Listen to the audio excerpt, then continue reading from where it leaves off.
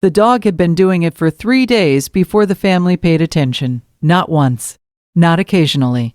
Every time the child moved in a certain direction, every time the room held a certain quality in its air, the dog repositioned, placed itself between the concern and the family. Stayed. 3 days of this before anyone looked closely. The first day, attributed to curiosity, new household rhythms, a dog adjusting, the ordinary disruption that animals experience when family arrangements change. The second day, attributed to protective instinct, dogs were protective of children. Everyone said so. The behavior was noted, smiled at, and set aside. The third day, the father sat down and watched. He watched for 40 minutes. He watched the dog navigate the room with a precision that did not belong in the category of instinct or habit. He watched what the dog was paying attention to, and what it was paying attention to was specific and consistent and directed. He called the pediatrician, described the dog's behavior, the doctor said. Not the child's behavior first, the dog's. He described it, the positioning, the attention, the 3 days of returning to the same location with the same focus. And the child, the doctor said, any changes in the past 72 hours, he thought? He described what he had not connected until this moment, the slight change in energy, the feeding that was a little off, the sleep that was a fraction longer than usual.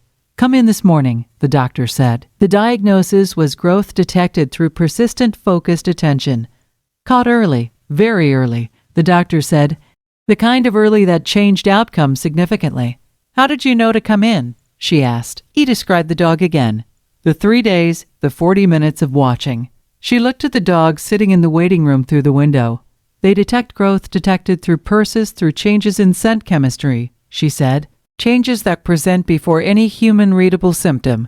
The behavior you're describing is consistent with what researchers have documented in alert animals. He drove home thinking about 3 days. About the 2 days of explanations that had not been wrong exactly, just incomplete. About the third day when he had finally stopped explaining and started watching. About the 40 minutes. All it had taken was 40 minutes of actual attention. The dog was at the door when he pulled in. He sat down on the front step. The dog came and pressed against him. You knew on the first day, he said, the dog was warm and quiet beside him. I should have listened on the first day. He thought about the word faithful, about what it meant to keep providing information, calmly and consistently, while the person receiving it explains it away for 2 days. To keep coming back, to remain focused without resentment, to wait for the 40 minutes. He sat on the step with the dog until the light changed. The child was going to be fine. The dog had known that was the only acceptable outcome, had been working toward it since the first day, had waited for the rest of the house to catch up. The family processed it in stages. First, the immediate relief of knowing, of having information where before there had been unease in explanation, and the particular discomfort of watching an animal do something unexplained. Second, the retrospective, the looking back through the days of behavior and reassigning meaning. This moment was not play, it was alert. This moment was not territorial, it was navigation. The rereading happened over dinner, over the drive home from the clinic, in the quiet of the nights that followed. Third, the question that did not have an answer, and that they found they did not need answered. How long had the dog known? Not known, detected, responded to, done the thing. The research existed.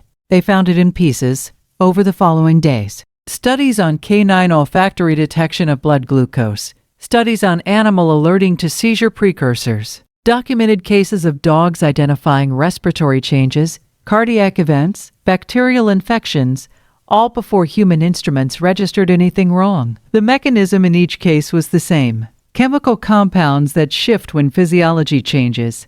Compounds that exist in breath and skin, and the microscopic chemistry of a body doing something different than its normal operating state. A dog's nose contains roughly 300 million olfactory receptors. A human nose contains approximately 6 million. The math was simple. The implication was less simple.